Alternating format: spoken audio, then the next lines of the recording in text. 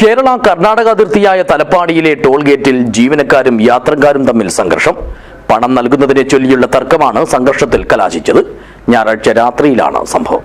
This news sponsored by Boby Chemmanur international jewellers.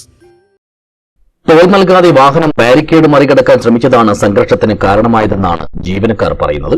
അതേസമയം വാഹനത്തിൽ FASTag ഉണ്ടെന്ന് യാത്രക്കാരും പറയുന്നു. എന്നാൽ ഇതിൽ ബാലൻസ് ഇല്ലെന്നാണ് ടോൾ അധികൃതരുടെ വിശദീകരണം. ആദ്യത്തെ വാക്കുതർക്കം അധികം വൈകാതെ തന്നെ സംഘട്ടനത്തിലേക്ക് വഴിമാറുകയായിരുന്നു. ഞായറാഴ്ച രാത്രി 9:20 സംഭവം.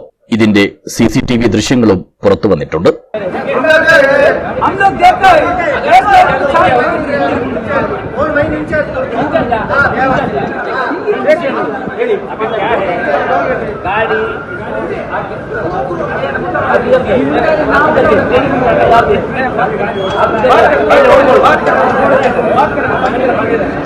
ಯಾಕೆ ಆಯ್ತು ಅಂತ ಈಗ ಇದು ನಿರಂತರವಾಗಿ ನಡೀತಾ ಇರುವಂತದ್ದು. ಇದು ಇವತ್ತು ದಿನದಲ್ಲ.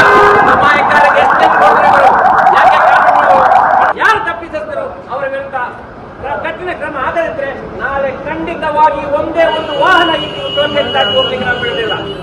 സംഘർഷത്തിൽ 4 പേർക്ക് പരിക്കേറ്റതായാണ് വിവരം.